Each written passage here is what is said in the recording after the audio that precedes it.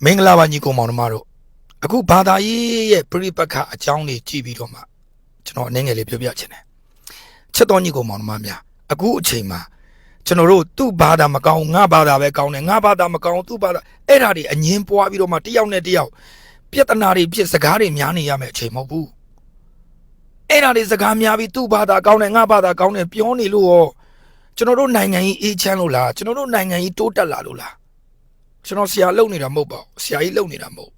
ကြည့်လေကိုတိုင်းတော်မှမြန်မာနိုင်ငံတော်မနေရလို့တယောက်တနိုင်ငံတနေရာစီထွက်ပြေးတိမ်းရှောင်လိုက်နေရတာကိုသူ့ဘာသာကောင်းတယ်ကိုယ့်ဘာသာကြောင့်မပြောပါနဲ့ဘာသာကြောင့်မပြောပါနဲ့ဘာသာတရားအားလုံးတူတူပဲလေဗျာမဟုတ်ဘူးလားဘာသာတရားအားလုံးကမေတ္တာပဲထားခိုင်းတယ်လေဗုဒ္ဓဘာသာလည်းမေတ္တာပဲထားခိုင်းတယ်ခရစ်ယာန်ဘာသာလည်းမေတ္တာပဲထားခိုင်းတယ်မွတ်စလင်ဟိန္ဒူမေတ္တာပဲ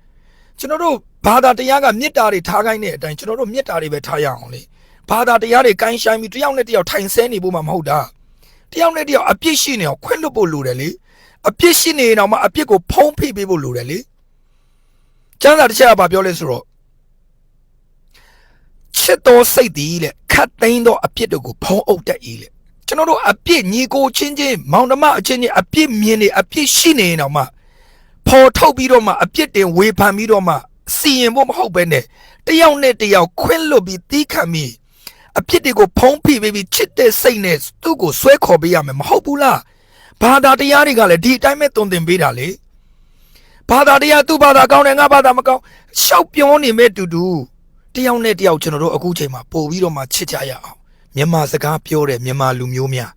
ချစ်ရတဲ့မိသားစုမိဘညီကိုမောင်နှမများကျွန်တော်လည်းမြန်မာနိုင်ငံသားတယောက်ပဲတယောက်နဲ့တယောက်အခုချိန်မှာစီးလုံးပြီးချစ်ကြရအောင်ကျွန်တော်တို့မြန်မာနိုင်ငံသားအချင်းချင်းတော့မတည့်ရင်ကျွန်တော်တို့နိုင်ငံကြီးဘယ်လိုပြောင်းလဲမလဲဘယ်လိုတိုးတက်မလဲစီကန်းရှိမှတိုးတက်မည်တဲ့တွေ့ဘူးတယ်မလားမြန်မာနိုင်ငံမှာစိုင်းပုတ်တွေမြောက်များစွာရေးထားတယ်ဘာကိုစီကန်းပြောချင်တာလဲအမိုက်ကိုစနစ်ကြကြထည့်တာအဲ့ဒါစီကန်းလားအဲ့ဒါလည်းဟုတ်ပါတယ်တစိမ့်တသေးတာကွန်တွေမထွေးရဘူးစလိတ်ပေါက်တက်ကရအမိုက်တွေမပြည့်ရဘူးအဲ့ဒါတစိမ့်တသေးတာဟုတ်ပါတယ်ဒါပေမဲ့ဘာကိုစီကန်းရှိရမလဲအတိကပြောချင်တဲ့စီကန်းကတယောက်နဲ့တယော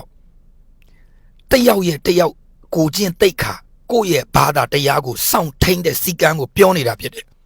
အဲ့လိုစောင့်ထိန်တဲ့စီကန်းရှိရင်နိုင်ငံကြီးကတိုးတက်မယ်လေအခုကဘာဖြစ်လဲဘာမှစီကန်းမရှိတဲ့အတွက်နိုင်ငံကြီးကပြိုကွဲနေပြီကူအဲ့တော့ကျွန်တော်တို့လူငယ်တွေအနေနဲ့ကျွန်တော်တို့နိုင်ငံကိုပြန်တိုးတက်ပြောင်းလဲအောင်ကျွန်တော်တို့ပြန်တည်ဆောက်ရမလဲဘယ်လိုတည်ဆောက်ရမလဲတယောက်နဲ့တယောက်တကယ်မေတ္တာထားရင်းနဲ့တည်ဆောက်ရမယ်မဆဲပဲနဲ့တယောက်နဲ့တယောက်ခွင့်လွတ်ပေးကြရအောင်လူကမှားတတ်ပါတယ်မှားတတ်တယ်ဆိုအဲ့ဒီအမားကိုအပြစ်မပြောဘဲနဲ့မစီရင်ဘဲနဲ့တယောက်နဲ့တယောက်ခွင့်လွတ်ပေးပြီးတော့မှတယောက်နဲ့တယောက်ကျွန်တော်တို့ဖေးကူရိုင်းပင်းပြီးတော့မှကျွန်တော်တို့လှုပ်ဆောင်သွားမယ်ဆိုရင်တိတ်မကြပါဘူးကျွန်တော်တို့မြန်မာနိုင်ငံကြီးတိုးတက်လာမှာပါအောင်မြင်လာမှာပါနိုင်ငံတကာကြည့်ပြီးအားကြရလာမှာပါကျွန်တော်အခုပြောနေတာကျွန်တော်ခရစ်ယာန်ဘာသာဝင်ဆရာတယောက်ပဲဒါပေမဲ့ကျွန်တော်ခရစ်ယာန်ဘာသာပဲလိုက်ပြီးပြောနေတာမဟုတ်ဘူးနော်ဘာသာတရားအားလုံးသူ့ဘာသာသူကောင်းကြတယ်လေအကုန်ကိုးကွယ်ကြတာပဲလွတ်လပ်စွာကိုးကွယ်ပိုင်ခွင့်ရှိရလေအခုချိန်မှာမကောင်းကြောင်းပြောနေဖို့မဟုတ်ဘူးတယောက်နဲ့တယောက်ချစ်ချင်းမြတ်တာစိတ်နဲ့တယောက်နဲ့တယောက်ခွင့်လွှတ်ပေးပြီးတော့မှတယောက်လဲပြုံနေတယောက်ထူပေးဖို့မဟုတ်ဘူးလားကျွန်တော်လေမွတ်စလင်လူမျိုးတွေမွတ်စလင်ပြီးရင်တရုတ်လူမျိုးတွေကျွန်တော်နိုင်ငံတကာသွားတဲ့အခါမှာတွေ့တဲ့အခါမှာသူတို့ရဲ့စီးလုံးချင်းကိုကျွန်တော်ကြည့်ပြီးတော့မှအယံအားကြတယ်ဒီလိုပြောလို့ကျွန်တော်မြန်မာလူမျိုးတွေကိုကျွန်တော်ပုတ်ခတ်ပြီးပြောတာမဟုတ်ဘူးနော်မွတ်စလင်တွေကလေသူတို့ရဲ့လူမျိုးစင်းရဲနေတာသူတို့မကြည့်ဘူးသူတို့ပူပေါင်းပြီးပတ်စံနေစုပြီးတော့မှသူ့ရဲ့လူမျိုးသူကူညီတယ်ပန့်ပိုးတယ်အတိုင်းအတာတစ်ခုထိရောက်လာကူညီတယ်မွတ်စလင်မျိုးနိုင်ငံတကာကြည့်စင်းရဲတဲ့သူခက်နေပဲသူတို့ဘာဖြစ်လဲသူတို့အဖွဲ့အစည်းနဲ့သူတို့ချမ်းသာတယ်တရုတ်တွေလည်းထုံနေလည်းကောင်းမယ်ဂျူးတွေလည်းထုံနေလည်းကောင်းမယ်ကျွန်တော်တို့မြန်မာနိုင်ငံသူနိုင်ငံသားတွေတယောက်နဲ့တယောက်ချစ်ပြီးစီးလုံးပြီးလိုအပ်ချက်တွေဖြည့်ဆည်းပေးမယ်ဆိုတော့ဝေါမြန်မာနိုင်ငံသားအများဆုံးပဲကမ္ဘာမှာနိုင်ငံတကာရှိတယ်တယောက်နဲ့တယောက်ဖေးကူရိုင်းမဲ့ပြီးမဆဲပဲနဲ့ဟာမင်းဘာကောင်လဲငါဘာကောင်လဲရပြီလေအဲ့ဒီခစ်ကုံသွားပြီမင်းဘာကောင်လဲငါဘာကောင်လဲညင်းပွားပြီးထိုးချိတ်ပြီးရံပြအမှုတွေဆွဲပြီးထောင်နေချရမယ်တပ်ပြတ်နေရမယ်အချိန်မဟုတ်တော့ဘူးအခုနောက်ဆုံးကာလဒီကမ္ဘာမြေကြီးကမကြခင်အဆုံးသတ်တော့မှာဒီကာလကဘာလို့ပို့လို့လ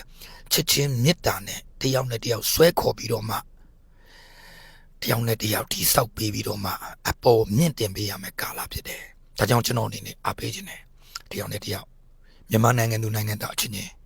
အပြစ်မမြင်ပဲနဲ့တယောက်နဲ့တယောက်ချစ်ကြရအောင်ဝိုင်းစုခိုင်တဲ့ချင်းလေးလို့ပေါ့အပြစ်မမြင်ပါဘူးချစ်ချင်တာပဲတည်တယ်နောက်အပြစ်မမြင်တော့ချစ်တာပဲ